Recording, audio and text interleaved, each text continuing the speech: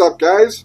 Welcome to another edition of K-Cards Baseball. Thanks for joining me tonight on this lovely Wednesday evening, wherever you might be. It is in fact another Wednesday evening, and that means it is another Vintage Card Wednesday. Tonight we're going to be going over these 1973 Topps football cards.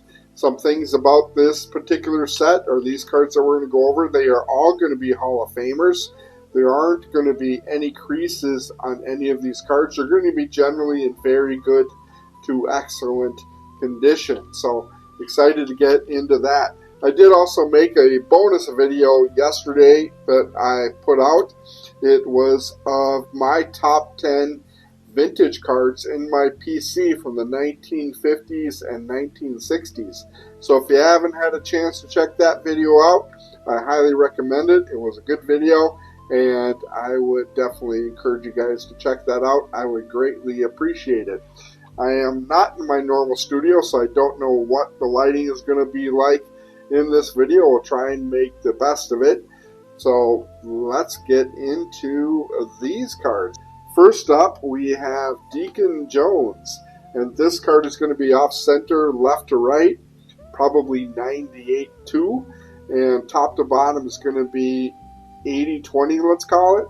The back is in really nice condition, and that is Hall of Famer Deacon Jones. The starting bid price for this is going to be $1.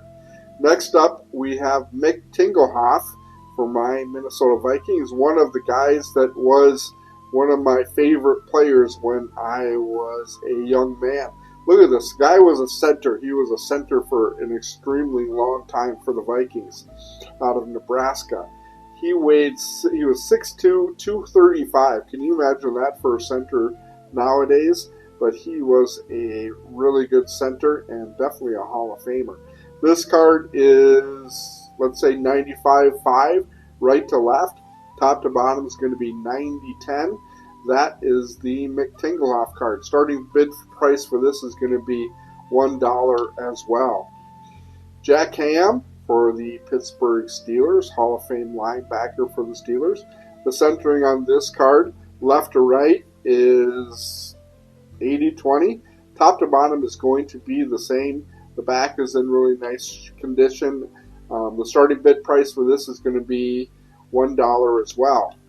The 1972 rushing leaders of Larry Brown and O.J. Simpson. Larry Brown never made it to the Hall of Fame, but since he retired, the Washington Commanders have not had a player wear number 43 since Larry Brown retired. So even though he never made it to the Hall of Fame, injuries definitely hindered him as far as making it to the Hall of Fame. But the Commanders go ahead and honor him by not having any other players wear number 43.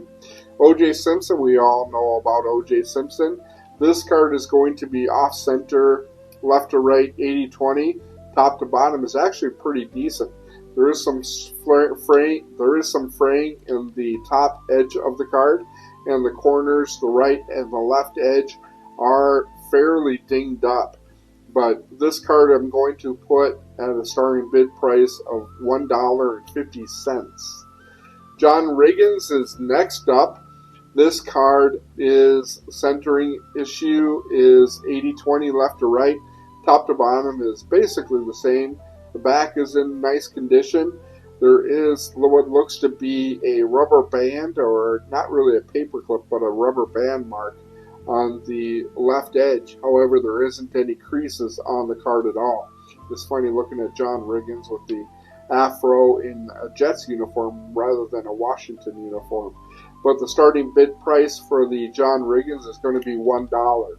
I will have low starting bid prices on most of these cards.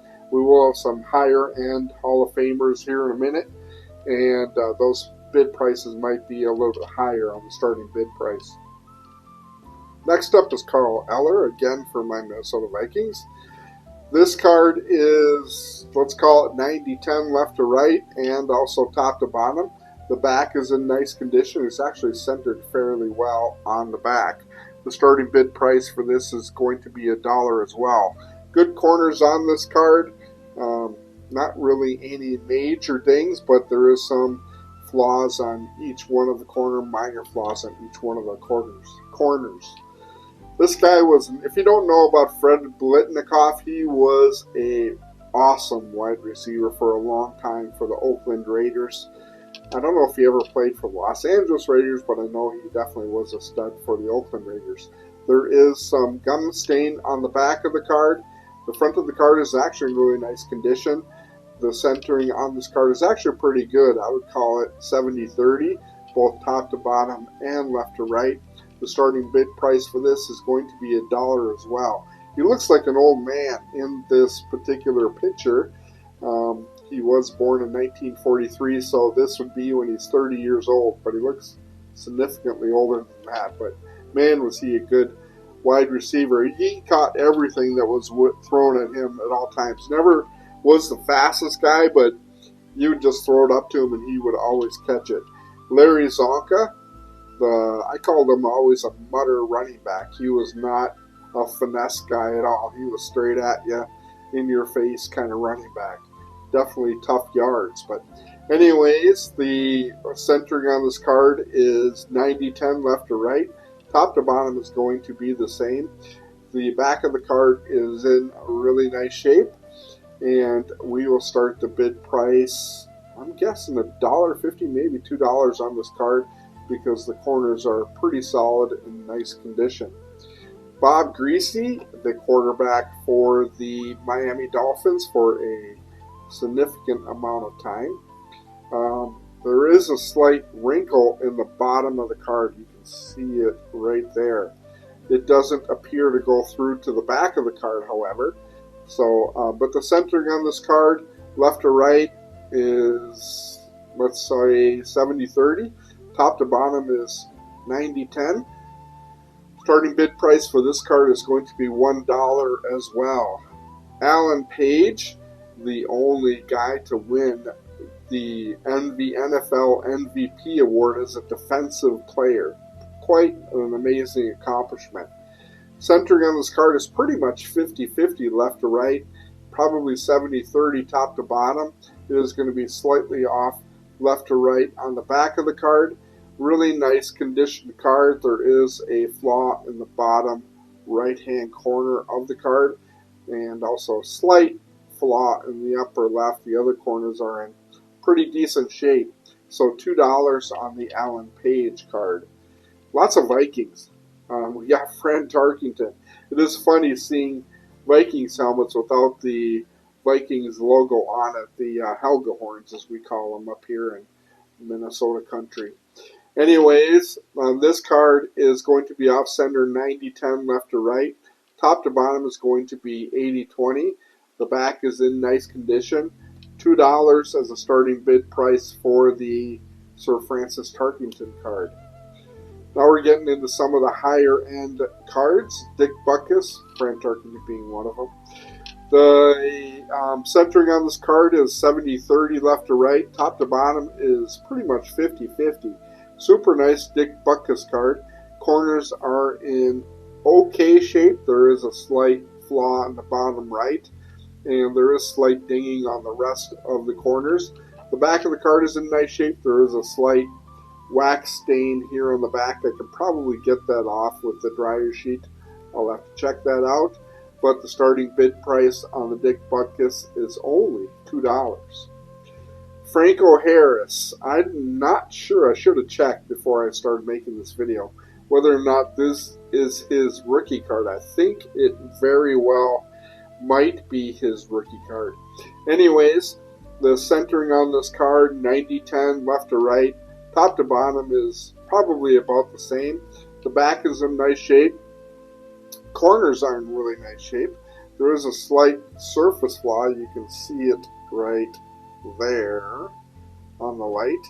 There's a slight surface flaw on the card. There is also another flaw up here in the upper left. But the corners are in pretty decent shape. There is slight dinging of the corners. No rounding of the corners at all. Starting bid price for this card is going to be $3 on the Franco Harris card. John Unitas, it's unfortunate that this card is fairly well off-center. This is in his Charger days, even though it looks to be he is wearing his Colts jersey. So this is probably slightly after he was traded from the Colts to the Chargers. Anyway, sorry about that. I had to cough. There is no centering issue, or there is no centering on the top to bottom on this card because there isn't any top. So I'd probably call it 100-0. 90-10 on the left or right. $2 on the John Unitas card. Terry Bradshaw, this would be his third-year card. The centering on this card is 80-20 left to right. Top to bottom is also, let's say, 90-10. Top to bottom, the centering is pretty well on the back. Nice card here. There is a slight ding in the upper right-hand corner. The rest of the corners are in pretty decent shape, so not a bad Terry Bradshaw card at all. Starting bid price for this is going to be at $5. Next up, we got Joe Namath. The really nice card here of Joe Namath. The centering on this card is pretty much 50-50 left to right, and let's call it 70-30 on the top to bottom.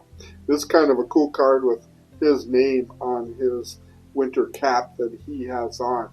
The centering on the back, or the back of the card, is in decent shape. There is a slight wax stain there that, again, I could probably take out with a dryer sheet once I get back in my home studio. But $5 will be the starting bid price for this Joe Namath card. I actually have, I think, 3 Joe Namath cards that I will be selling, but I only do one at a time. The last card that we have to talk about is O.J. Simpson card. This one card does have a pretty significant flaw in the upper left. Other than that, the card is in decent shape. There's a slight wrinkle in the bottom left as well. Centering on this card is 50-50 left to right and 80-20 on the top to bottom. The back is in really nice shape. So that is the O.J. Simpson card. I will have a starting bid price of $5 on this card.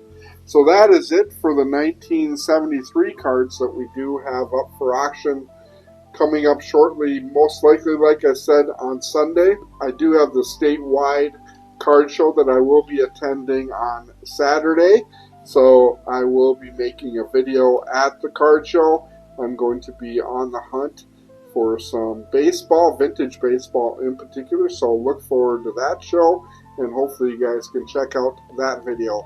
One last thing before I let you guys go is that we do have the giveaway going on for 750 subscribers for a blaster box of Topps Chrome. I know this is Series 2 that I have here in front of me. I did leave the Topps Chrome back at home, so that doesn't change the giveaway. Right now we're at, I think, 745, 747 subscribers, I think, is where we're at. So 750 is right around the corner. Hopefully by Friday we get to that point and I can announce the giveaway for that blaster box. So if you're interested in being entered in the drawing for that blaster box, be sure to come back on Friday night or Saturday and check out the giveaway entry information, and we will go from there. That is all I got for you guys tonight. Thanks for checking out this video. Please check out all the other content that we have on the channel. If you like the channel, like what we do, please hit that like and subscribe. I would greatly appreciate it. It helps out the channel tremendously, and it will give you the potential for being entered into the drawing for the blaster box of Topps Chrome Baseball. Finally, that is all I got for you guys tonight. Thanks again for checking this out. Be safe and happy collecting.